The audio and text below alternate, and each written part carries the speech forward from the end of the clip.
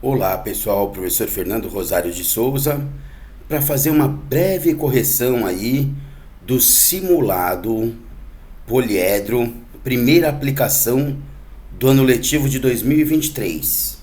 Lógico que essa é uma correção extraoficial da disciplina História, mas acho que vale a pena a gente pegar o simulado e ter essa ocasião como uma ocasião de aprendizado e de reflexão sobre os conteúdos.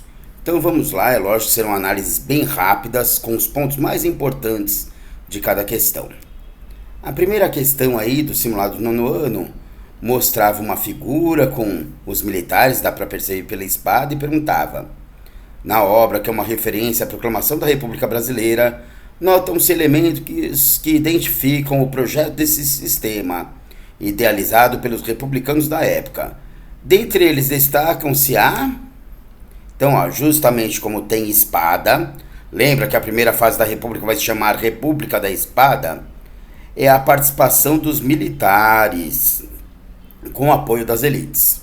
Muito bem, a segunda questão de história que caiu para vocês falou sobre a unificação italiana, o Risorgimento. Professor, eu não sei muito bem sobre unificação italiana, tá? Mas você sabe que unificação, e aqui no texto mesmo está falando, é tentar fazer uma unidade nacional com o apoio da burguesia. Então o grande ponto aí era você prestar atenção no texto e ver aqui consciência crescente de problemas não só municipais e regionais, mas nacionais, e aí optar pelo nacionalismo. Se os problemas são nacionais, é o nacionalismo pela renovação política que contagiava a Europa, ó. Tá falando assim, ó, não só francesa, mas num certo sentido mundial. Lembre-se que o mundo daquela época eles achavam que era mais ou menos Europa e talvez os Estados Unidos um pouquinho. 47, o convênio de Tauba até o teto para queimar e valorizar os estoques de café, né? Vamos ver o que pergunta aí. O convênio de Taubaté foi o primeiro esforço de valorização dos preços do café. Então este é o ponto, ó. Valorização dos preços do café. O que você pode concluir?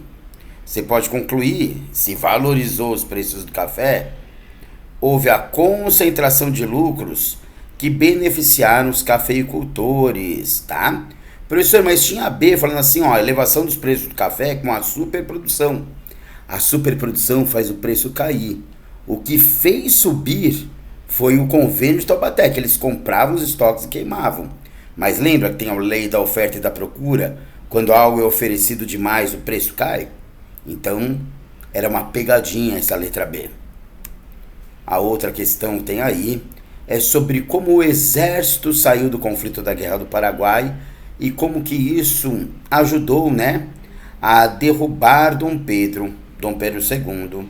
O grande ponto, então, que houve uma dissociação entre o exército e a monarquia, uma separação entre o exército e a monarquia.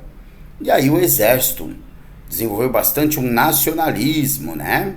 Essencial para a revolução política. Falou, olha, nós não podemos mais estarmos ligados ao Império. O Império é ligado a Portugal. Nós queremos ter uma república federativa do Brasil, né? O nacionalismo foi importante. Agora nós temos uma questão falando sobre o James Watt, a invenção da máquina a vapor, tá? Está mostrando aqui no texto que já existia até alguns tipos de bombas a vapores utilizadas em estradas de ferro. Mas aí o James Watt vai pegar essa bomba a vapor, né? E vai transformar num motor genuíno, motor para movimentar máquinas de tecidos, por exemplo. Então ele tinha uma visão desenvolvimentista, considerava o utilitarismo, a utilidade do produto, né? Como que a gente vai fazer isso daqui produzir mais? Tranquilos? Questão 50. Falando que o imperialismo não era uma coisa nova para os Estados Unidos, para o Reino Unido, né? Lembra, um país conquistando outros, formam um império?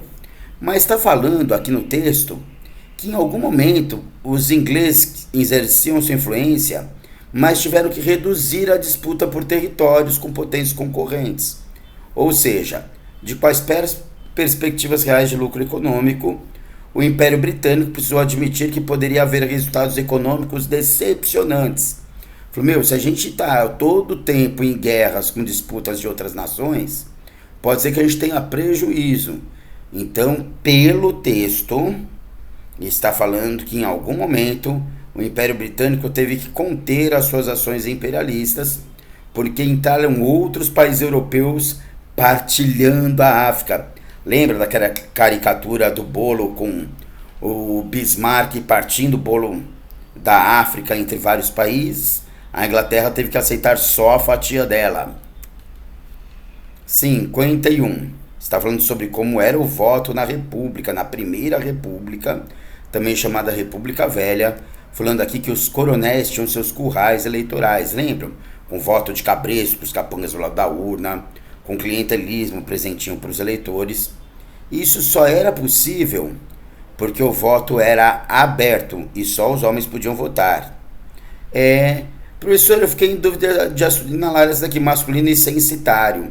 Então, censitário, que só podiam votar os mais ricos, de acordo com uma renda, era da Constituição do Império, a Constituição de 1824.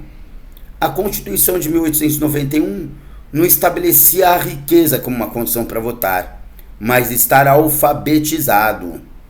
Na prática, eram só os ricos que eram alfabetizados, mas na Constituição não está escrito censura para os mais pobres, tá? Última questão do simulado de vocês, fala sobre o Arraial de Canudos com Antônio Conselheiro. Lembra que o Antônio Conselheiro, ele era considerado um messias na face da terra pelos seus seguidores, e em caso de necessidade ele distribuía alimentos e roupas, ou seja, ele dizia que eles teriam que viver semelhante aos apóstolos, dos Atos dos Apóstolos, que colocavam tudo em comum. Então ele era considerado um messias, messianismo, e eles tinham um estilo de vida coletivo. Espero que essa correção tenha ajudado você a entender um pouquinho mais dos conteúdos. Tomara que você tenha ido bem, mas caso não tenha ido, o importante é que você tenha tido aprendizados significativos. Até a próxima, pessoal!